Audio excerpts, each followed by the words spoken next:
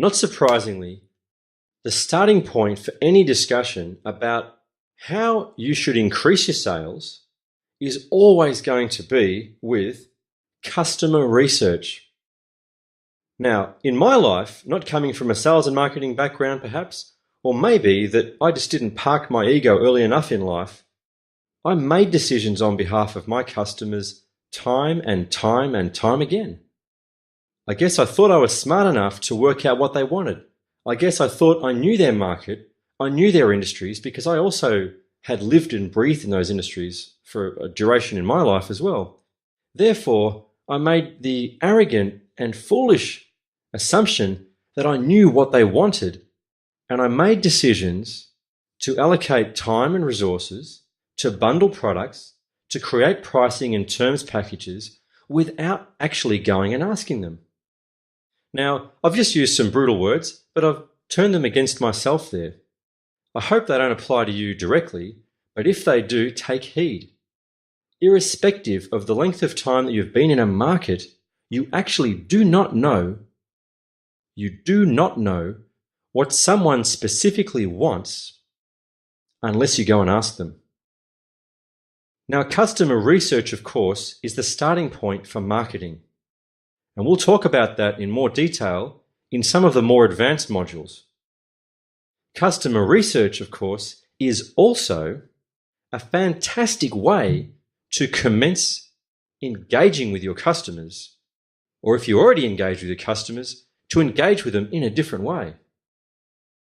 Now, in the two case studies I talked about earlier, and in fact, in another one that I'll introduce right now, in each of those situations, the customers had become neglected and they weren't being engaged.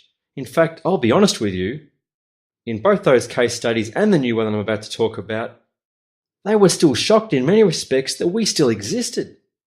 It is so important to engage with your customers. It is so important to ask them about what they want. At the end of the day, I'm sure you'll agree with this, there are very few businesses who actually manage to stay alive without customer engagement and without market research. Well, certainly, I'll let you know this one. It is my perspective that even if they can stay alive without doing this, it is highly unlikely that they'll thrive. Now, in the third case study I'd like to talk about, a 22-year-old business successfully operated in a niche market during that period of time. They were so good at what they did from an operational perspective, they really didn't feel they had to actually get out there and sell. Can you believe that? Now, in a world where people research, they look on the internet, and in a world where procurement is becoming a greater and greater science within industries, and procurement is being separated from the people that actually use products, and it's becoming a very commercial type of event within an organization, and it's often based only on price and on terms, well, what happens? You gradually start to slip and to lose market share. And that's exactly what happened to this organization. So after 22 years of being the best in their business, here they are today, they're still the best in their business, but now they're faced with a situation where they have to actually get out there and learn to sell, and they've got to get out there and engage with their customers, and their customers will then teach them how they want to be sold to. Now, to some degree, that is actually a point at the epicenter of market research. Mr. Customer or Miss Customer, what is it about us that you like? What is it we're doing well? What are we doing poorly? What are our rivals doing well? What are our rivals doing poorly? Tell me, what is it that you are looking for in terms of the products and features within our business, within our products, within the things we sell? What are the benefits, in other words, that you're specifically trying to acquire? When we talk about price, Mr. or Mrs. Customer, what is it specifically that you're targeting? Now, let's not think about this and as though we don't need to ask that question, because you'll be surprised. It's not always an answer that comes along the lines of, well, I just want the lowest price I can have. Not at all, in fact. In my experience, Most buyers, when you take the time to ask them, are quite educated and savvy of where the market's at. They know the different rival products and they know where they can get. They understand their bang for their buck. Ask them for their price, because let's remember this, the price also comes with commercial terms. Taking your time to visit your customers and asking for them for their thoughts on all these types of things is critically important. It also helps you to identify exactly how you can connect with them in a human way. Because, well, yeah, okay, it's an old cliche, but it is very accurate. Well, people don't care how much you know until they know how much you care. When you can connect with people in a human way by engaging, and then you can take the time during the engagement to ask them about what they're doing well, or what you are doing well, and all the other questions and topics and points we've just discussed, you'll start to build a relationship at the same time as starting to accumulate market research, which is so valuable and important to your business. The second point is, of course, as you can see on the slide, product alignment and bundling. Now, what does that mean? Having established the baseline market data, the next point is to make educated decisions using that data. So what I'd like you to do is to revisit the products and the service levels, revisit the commercial terms and the offerings that you make. Have a think about these things and decide if you can repackage them in some way that would provide a better appeal to your customers. And since you've just gone and asked your customers what they want, you're now much better placed to make decisions like that than you were before you had a little engagement program. i.e., you can make decisions like I didn't make at an early point in my career, but like I'm wedded to making these days. At the end of the day, the objective is to achieve a win-win outcome where everyone benefits. But to do that, you need to understand exactly what it is the customer wants and make a decision around that firstly. So the bundles, if you like, that might evolve from putting multiple products together, or a new way of pricing or reaching a commercial outcome that might evolve from having done market research, in both situations are anchored in what the customer wants. Recently, in one of the companies I'm a director of and an advisor to, we took a bold step of agreeing to take a whole lot of return stock back from a customer, but we did it in exchange for a commercial benefit. We did it by negotiating an exclusive supply agreement that went along the lines of, well, you know what? Yeah, okay, we'll take this product back from you, but what we need you to do is to give us the chance to earn back that lost margin. So we want an exclusive arrangement with you for a period. And of course, it's our intention to try to extend that period and extend it again.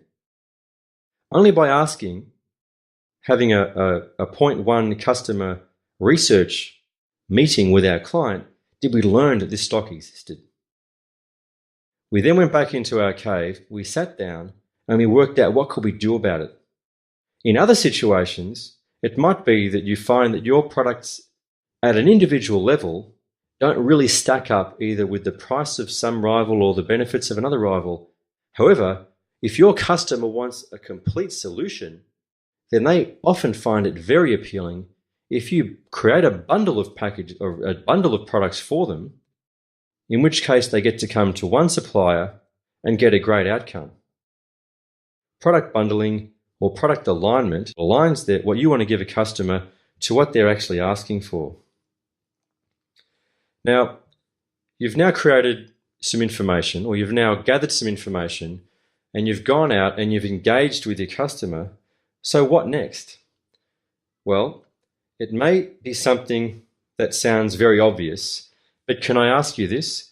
When is the last time that you and your team actually did some sales training? Now, By sales training, what I'm talking about is rehearsing sales, rehearsing closure.